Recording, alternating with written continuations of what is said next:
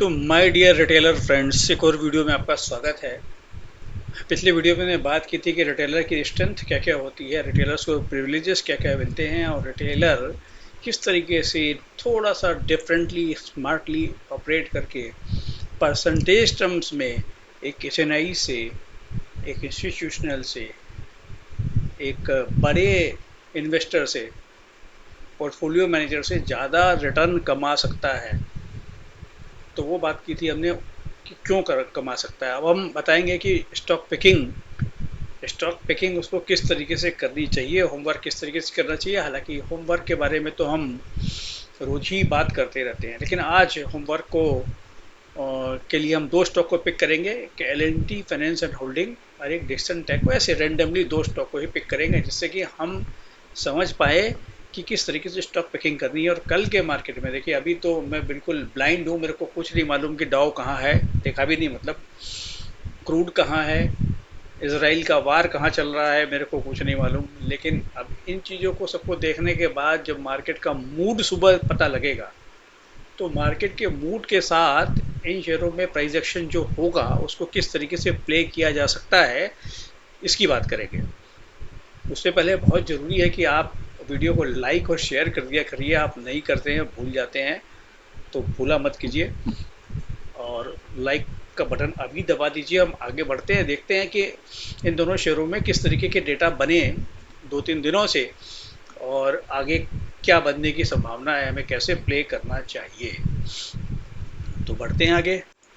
देखिए, सबसे पहले हम बात करेंगे L&T फाइनेंस एंड होल्डिंग के शेयर के बारे में। थोड़ा सा बड़ा कर देता हूँ जिससे आपको क्लियर कट नज़र आए ये स्क्रीन के ऊपर। देखिए, L&T फाइनेंस के शेयर ने, देखिए, पिछले ट्रेडिंग सेशन में, आज वाले में नहीं, कल वाले ट्रेडिंग सेशन में एक दिया था ब्रेकआउट। और ब्रेकआउट कैसा दिया था? ब्रेकआउट ऐसे दिया था इसने कि यहाँ पे 72 लाख शेयरों की डिलीवरी उठाई गई थी। 72 लाख शेयरों की डिलीवरी उठाई गई थी, 4.5% चढ़ के बंद हुआ था और एक ब्रेकआउट था। चार्ट के ऊपर भी चलेंगे तो ब्रेकआउट की बात करेंगे। तो अब हम यहाँ से डेटा से क्या कंफर्म करने वाले हैं? डेटा से हम देखिए 2-3 चीज़ें कंफर्म करेंगे कि आज क्या हुआ। आज जी, कल 4.6% चढ़ा था, आज 4.76% गिर गया। पूरा का पूरा चढ़ाई इसकी साफ हो गई। लेकिन जब चढ़ा था तो 72 लाख शेयरों की डिलीवरी उठी थी और जब बिका तो 41 लाख शेयरों की डिलीवरी उठी, यानी कि पूरी डिलीवरी नहीं बेची गई। इसका मतलब ये है, जिन्होंने डिलीवरी खरीदी थी वो नीचे का भाव आएगा तो और डिलीवरी खरीदेंगे। एक बात यहाँ से कंफर्म हो गई। नहीं, सॉरी, मैं गलत बोल गया। डिलीवरी 98,22,000 की जब चढ़ा था तो खरीदी गई थी और आज बेची गई मात्र 40 लाख की, यानी कि उसकी आधी से भी कम डिलीवरी भी बेची गई। हालांकि प्राइस एक्शन पूरा ही रहा, पूरा प्राइस साफ हो गया। अब फ्यूचर ओपन इंटरेस्ट में क्या हुआ था? कल 72 लाख शेयरों का ओपन इंटरेस्ट ऐड हुआ था, उसमें से 41 लाख का साफ हो गया, यानी कि अभी भी करीब करीब 32 लाख शेयरों का ओपन इंटरेस्ट जो कल बिल्ड हुआ था उसमें से खड़ा है। दो बातें इसमें से कंफर्म हो गई। अच्छा, प्राइस एक्शन तो रहा, पूरा प्राइस तो पूरा साफ हो गया, लेकिन डिलीवरी में इतना बड़ा डेंट नहीं लगा जितना बड़ा डेंट लग सकता था इतनी बड़ी गिरावट होने के बाद। ठीक है, प्राइस जरूर गिर गया। इसका मतलब ये है कि बड़ा प्लेयर जिसने यहाँ पे माल खरीदा है, 72 लाख शेयर की डिलीवरी उठाई है, वो और भी खरीदना चाहता है अगर कम प्राइस पे उसको माल मिल जाए तो हमने उसका, बड़े प्लेयर का एक माइंडसेट यहाँ पे रीड करके छोड़ दिया। ठीक है, अब चार्ट की बात हम करेंगे आगे। अभी इसके दूसरे शेयर को देखेंगे। दूसरा शेयर जो हम बात करने जा रहे थे, जिसका जिक्र किया था हमने, वो था डिक्सन टेक। डिक्सन टेक में हम बात करेंगे क्या रहा। देखिए, डिक्सन टेक में के डेटा को पढ़ेंगे। देखिए, डिक्सन टेक में क्या हुआ था। डिक्सन टेक में कल का डेटा अगर आप पढ़ें और प्राइस एक्शन चेक करें तो कल 5060 के लेवल से, 5060 के लेवल से इसमें एक आया था स्पाइक।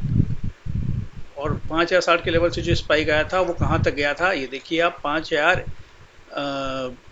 5,062 तक का इसने लो बनाया था और उसके बाद ये उछल करके 5,178 तक कल ही चला गया था।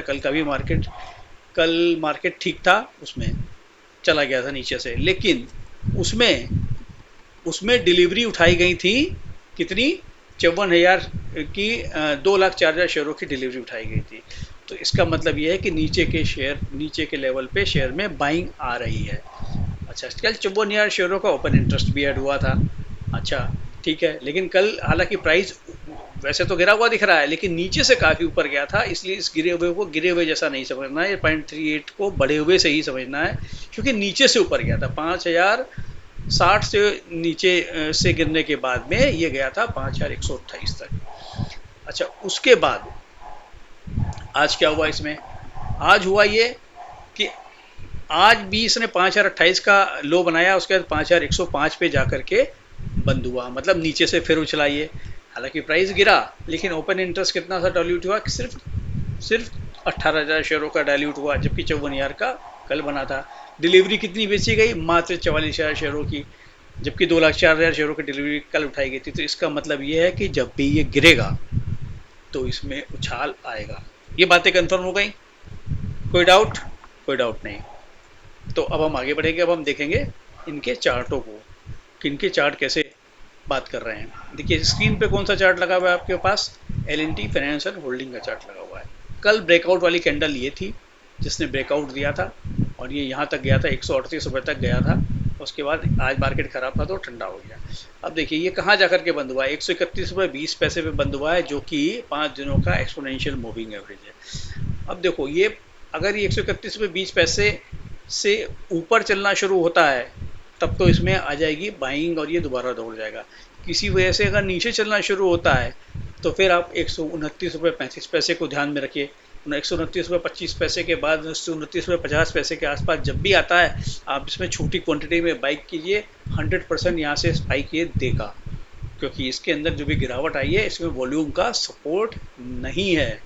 और जब ब्रेकआउट आया था तो भारी भरकम ब्रेकआउट आया था, इसकी बात कंफर्म हो गई। अब हम चार्ट देखेंगे डिक्सन का, डिक्सन टेक्नोलॉजी का चार्ट देखेंगे। डिक्सन का चार्ट आपके सामने आएगा। देखो डिक्सन चार्ट पे तो यूँ नीचे यहाँ तक गया और यहाँ से घूम गया, और अभी भी ये जो इसका लेवल है, यहाँ वाला जो लेवल है, ये 5,080 के आसपास का लेवल, इससे ऊपर ही जाकर के बंद हुआ है। इसका मतलब मजबूती के साथ ही बंद हुआ है। अच्छा देखिए, अगर ये ऊपर जाता है तो उसको छोड़ देना है, अगर ये सिग्निफिकेंटली नीचे आता है, मतलब कम से कम ये अभी आज का लो देख लो, आज का लो 5,032 से ऊपर, तो ये अभी तेजी में ही रहेगा। 5,000 नीचे गिरता है, 5,032 के आसपास या 5,040 के आसपास कहीं मौका मिलता है तो छोटी क्वांटिटी में एंट्री कर लेनी चाहिए। डेटा इसका ख़राब नहीं बना है। चांसेस ये हैं कि स्पाइक देगा। किसी वजह से अगर मार्केट क्रैश होने लग गया और बुरी हालत हो गई तो आप ये 5,032 रुपये से नीचे का कोई ना कोई स्टॉप लॉस ले लें, 10-20 रुपये का स्टॉप लॉस ले करके अपनी पोजीशन बना लें। बड़े इत्मीनान से ये शेयर भी आपको प्रॉफिट दे सकता है। देखो डेटा में खराबी नहीं है, देखो कॉन्फिडेंस कहाँ से आना चाहिए? डेटा से आना चाहिए। डेटा में खराबी नहीं है तो आपका 70% कॉन्फिडेंस आपको वैसे ही आ जाना चाहिए। अब मार्केट के साथ साथ अगर प्राइस थोड़ा बहुत नीचे भी आता है ना, तो डेटा अच्छा बना होता है तो खींच के ले जाता है ऊपर, तो आपको इन चीज़ों का ध्यान रखना है। तो इन छोटी छोटी दो चीज़ों के साथ साथ आप मतलब जैसे दो स्टॉक्स के चार्ट की हमने बात की, इसके साथ साथ आप और स्टॉक्स की भी स्टडी करके इसी तरीके से अपनी लिस्ट बना सकते हो, प्राइस को पेन डाउन कर सकते हो, और जब मार्केट खुलता है तो आराम आराम से जिसका जिसका नंबर आता रहे उसमें एंट्री करते जाओ।